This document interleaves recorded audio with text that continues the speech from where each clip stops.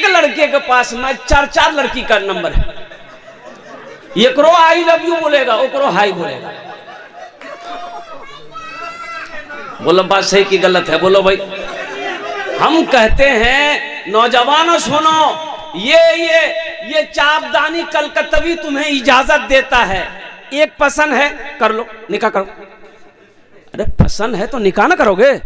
एक पसंद है कि निकाह कर लो, दूसरी पसंद आ रही है उससे भी निकाह कर लो, तीसरी पसंद है उससे भी निकाह कर लो, चौथी पसंद है उससे भी निकाह कर लो, और इसके बाद भी तुम्हारी पसंद खत्म नहीं हो रही तो इसका मतलब तुमको खुजली है।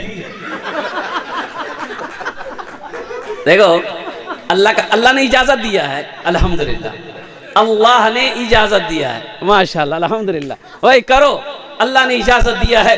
मा ताबलकुम मिनन निसाए मसना व सुलासा व रुबा। अल्लाह ने कहा एक पसंद है कर लो, दूसरी पसंद है कर लो, तीसरी पसंद है कर लो, चौथी पसंद है कर लो। माशाअल्लाह, ये भी नंबर में है। इसलिए कि ताक झांक ना करो, अपनी निगाहों को बचाओ, अल्लाह ने हुक्म दिया है। इसलिए नौजवानों अपनी निगाहों को बचाओगे, नजरें नीची रखोगे, अल्लाह इस दुनिया में भी इनाम अता फरमाएगा, आखिरत में भी इनाम अता फरमाएगा। और सबसे बड़ी बात यह है, अगर तुम पाक रहोगे तो इंशाअल्लाह तुम्हें पाक बीवी मिलेगी। अगर तुमने अपने आप को नापाक कर लिया है, गलत रास्ते में डाल दिया है, तो नेक बीवी नहीं मिल सकती, नेक बीवी नहीं मिल सकती है। इमाम साहब मस्जिद में जुमे में तकरीर कर रहे थे कि लोगों, बीवी का भी हक तुम्हारे ऊपर में है, कभी अपनी बीवी की तारीफ कर लिया करो, बीवी की तारीफ करने में भी सवाब है। देखिए ये जो रिश्ता है ना मियाँ बीवी का, ये सबसे पहला रिश्ता, माँ बाप का रिश्ता बाद में है, भाई बहन का रिश्ता बाद में है, ये जितने भी रिश्ते हैं सब बाद के रिश्ते हैं। मियाँ बीवी का रिश्ता पहला रिश्ता और जन्नती रिश्ता है। सुभान अल्लाह। बोला हजरत आदम अलैहिस्सलाम को अल्लाह ने पैदा किया और हजरत आदम अलैहिस्सलाम के बाएं पिछली से अम्मा हव्वा को पैदा किया। कुर्बान जाओ, जब हजरत आदम अलैहिस्सलाम नींद से जब बेदार हुए ना, तो अपने पहलू में देखे कि खूबसूरत औरत बैठी है। कुर्बान जाइए, आप हाथ लगाना चाहे, अल्लाह ने कहा मेरे आदम रुक जाओ, ठहर जाओ। कहा कि मौला ये कौन है? कहा कि ये औरत है, इसको तुम हाथ लगा सकते हो, लेकिन पहले तुम्हें इससे निकाह करना होगा। कुर्बान जाइए। ओहो हो, कहा अल्लाह मैं निकाह कर लूंगा। तो अल्लाह ने कहा इसका महर भी अदा करोगे। महर क्या है? कि मेरे महबूब पर दुरूद पढ़ लो, ये महर तुम्हारी हो जाएगी। हजरत आदम अलैहिस्सलाम हजरत अम्मा हव्वा अलैहिस्सलाम के साथ में निकाह हुआ। और कुर्बान जाइए मेरे नौजवानों, ये मियाँ बीवी का पहला रिश्ता है। इसलिए अल्लाह के महबूब इरशाद फरमाते, तुम में सबसे अच्छा वो है जो अपनी बीवी के साथ अच्छा सलूक करता है। देखिए ये नहीं कहा कि जो सबसे ज़्यादा नमाज पढ़ता हो, सबसे ज़्यादा रोज़ा रखता हो, सबसे ज़्यादा हज करता हो। अल्लाह के महबूब इरशाद फरमाते हैं, तुम में सबसे अच्छा वो है जो अपनी बीवी के साथ अच्छा सलूक करता हो। तो इमाम साहब ने कहा कि लोगों, कभी कभी अपनी बीवी की तारीफ़ कर लिया करो। बीवी की तारीफ़ करने में भी सवाब है, बीवी की तारीफ़ करने में भी सवाब है। तो एक नौजवान तकरीर सुना, जुमे की नमाज पढ़ा, मस्जिद से घर आया, बीवी को बोला खाना दे दे। बीवी खाना निकाल कर आगे रखी।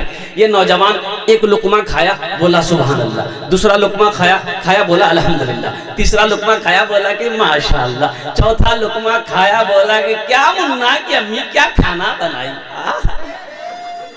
बीवी सुनती रही। बीवी ली बेलना जानता है ना।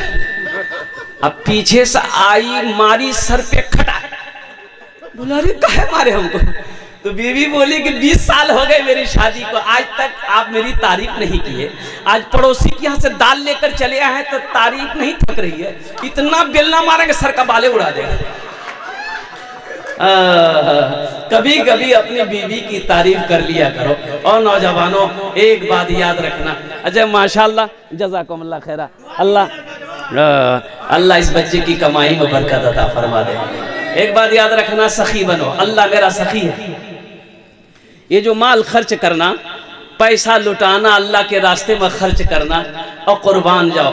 मेरा अल्लाह सखी है, सखावत को पसंद करता है। और एक बात याद रखिएगा, हुजूर की हदीस है, बखील जन्नत में नहीं जाएगा, बखील जन्नत में नहीं जाएगा। अच्छा, बखील जाने ना अपना, बखील जानते हैं ना, इसकी 4 क्वालिटी है। अरे कंजूस, इसके 4 क्वालिटी है, 4 क्वालिटी है। बखील कितना हुआ भाई? 4 क्वालिटी इसके हैं। हाँ हाँ हाँ हाँ, मैं बता रहा हूं, बखील के 4 क्वालिटी है। नंबर 1, बखील कितना हुआ भाई? कितना हुआ बोलिए?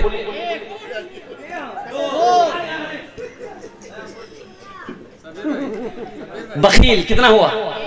कंजर, कंजूस, मक्खी चूस, ये सबसे लो क्वालिटी का है।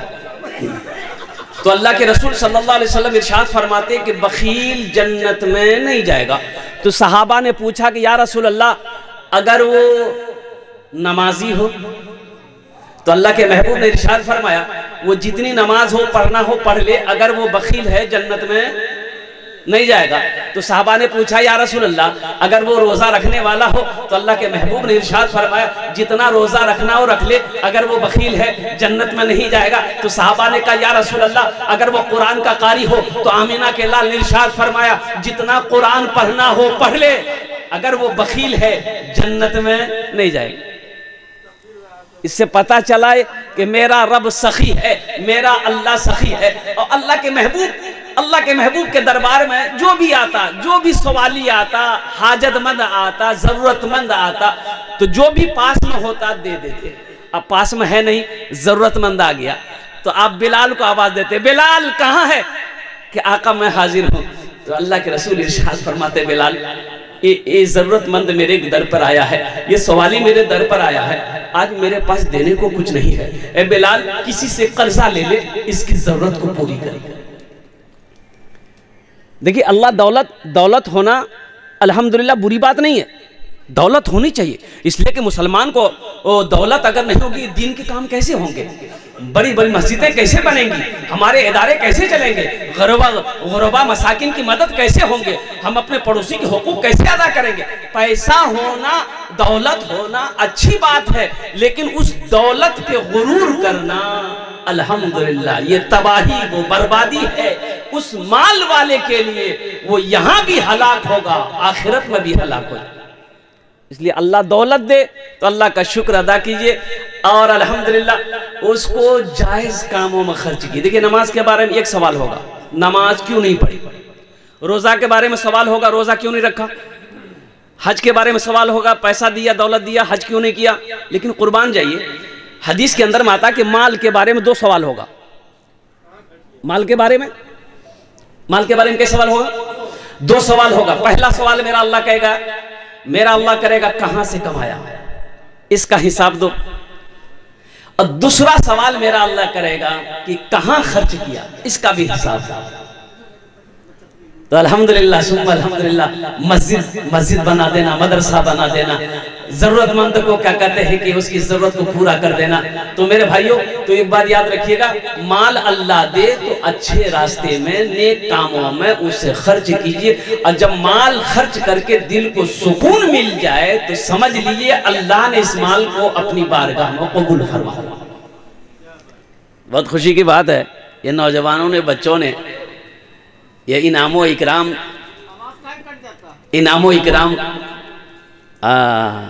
कट रहा है क्या? नहीं कट रहा है, वो ठीक लगा हुआ है।